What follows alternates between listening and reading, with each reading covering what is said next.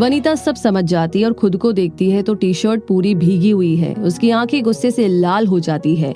ये देखकर वंश खुद से बोलता है, अब तो तू गया बेटा। वंश बाहर भाग जाता है। वनीता उठकर उसके पीछे जाती है। वंश किचन में छुप जाता है। वंश को भागकर आता देख अनुराग और सौम्या एक दूसरे को परेशान नजरों से देखते हैं।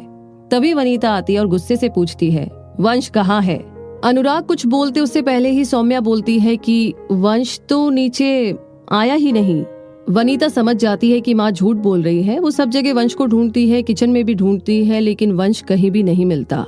वनीता ने अनुराग की तरफ देखा तो अनुराग ने किचन की तरफ इशारा किया। वनीता सब समझ गई। वनीता, ठीक है मॉम, वो शाम को तो आएगा ही, तब देख लूंगी। वनी ये कहकर टेबल के पास छुप जाती है। वंश थोड़ी देर रुकता है। उसे लगता है कि वनी चली गई, इसीलिए बाहर निकलता है और बाहर निकलकर देखता है तो सौम्या के चेहरे पर अब भी परेशानी थी और अनुराग नीचे मुंह करके मुस्कुरा रहे थे। वंश समझ गया कि वो गलत वक्त पर बाहर आया है। वनी यहीं कहीं है। वंश आसपास देख रहा था, तभी वनी टेबल के पास से निकलती है और वंश को खा जाने वाली नजरों से देखती है। वंश उसे देखकर भागने लगता है। वनीता उसके पीछे जाती है। दोनों पूरे कमरे में भागने लगते हैं। कैसे भी करके वनीता वंश को पकड़ लेती है और उसकी पीठ पर एक मुक्का मारती है जिसमें वनी माहिर है। वंश चिल्लाने लगता है, वनी सॉरी, मुझे छोड़ दे, फिर से नहीं होगा। फिर भी वनी नहीं छोड़ती। दोनों की हाथापाई में वंश को वनी का नाखून लग जाता है और थोड़ा खून निकलने लगता है, लेकिन वनी को कुछ नहीं पता। सौम्या और अनुराग दोनों ये सब देख रहे थे। सौम्या ने अनुराग को इशारा किया। अनुराग वनी से बोले कि वनु बेटा छोड़ दो, उसे लग जाएगी। वनीता, ठीक है पापा, आगे से कह देना, वरना मुझसे बुरा कोई नहीं होगा। फिर वनीता ऊपर जाने लगती है तो सौम्या उसे कहती है, अब सोना मत, नीचे नाश्ता करने आ जाना। वनीता, ठीक है, अभी नहाकर आती हूँ। वंश खाने की टेबल पर मुंह नीचे करके बैठा हुआ था और उसका मुंह देखकर अनुराग और सौम्या दोनों हंसने लगे और फिर नाश्ता करने लगे। अनुराग, चलो मेरा नाश्ता हो गया, मैं ऑफिस जा रहा हूँ। जेब से चाबी निकालकर वंश को देते हुए, ये ले बाइक की चाबी। वंश, थैंक यू। वंश भी नाश्ता करके अपने कमरे में बैग लेने चला जाता है। वनी का नाखून जहाँ लगा था वहाँ पर अब जलन होने लगी थी। वो उसमें फूंक मारते हुए जा रहा था कि सामने से आती वनीता से टकरा जाता है और अपना हाथ भी छुपा लेता है।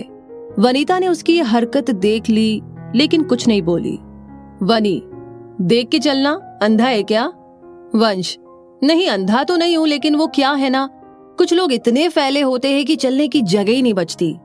वनीता, देख तू कुछ भी बोल, मुझे मोटी मत बोलना। वंश, अंधा बोलती है तो क्या मुझे अच्छा लगता है? वनीता उसे घूर कर चली जाती है और वंश का हाथ देखने की कोशिश करती है, लेकिन वंश हाथ छुपाकर अपने कमरे में चला जाता है। वंश कमरे में जाकर हाथ को धोने लगता है। वनीता नीचे आकर नाश्ता करने बैठती है और कुछ सोचकर वापस ऊपर जाती है।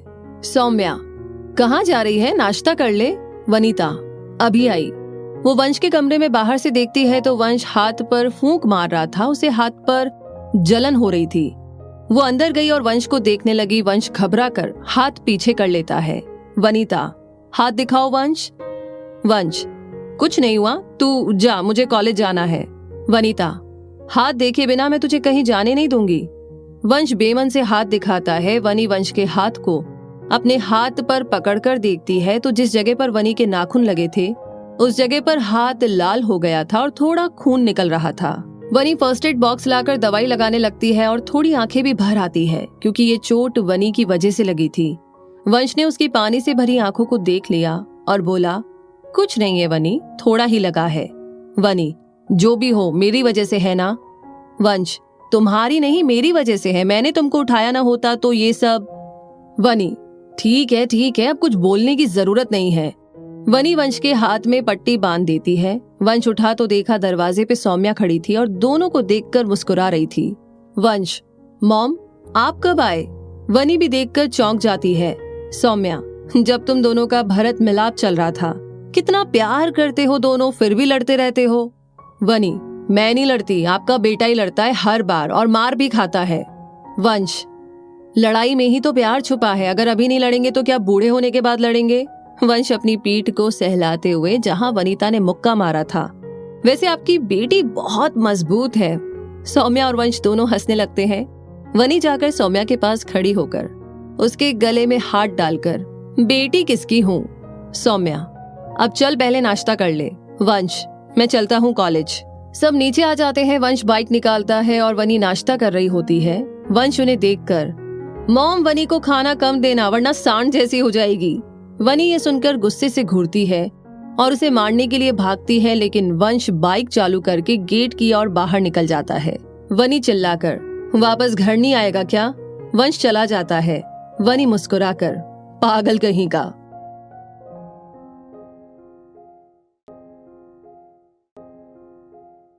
अगला एपिसोड मिलेगा कल। उसके लिए Kuku FM love story Hindi channel को सब्सक्राइब करना ना भूलें और बेल आइकन प्रेस करके अगले एपिसोड की नोटिफिकेशन पाएं। अभी सारे एपिसोड सुनने के लिए डाउनलोड करें हमारे कुकू FM ऐप को। लिंक डिस्क्रिप्शन में है।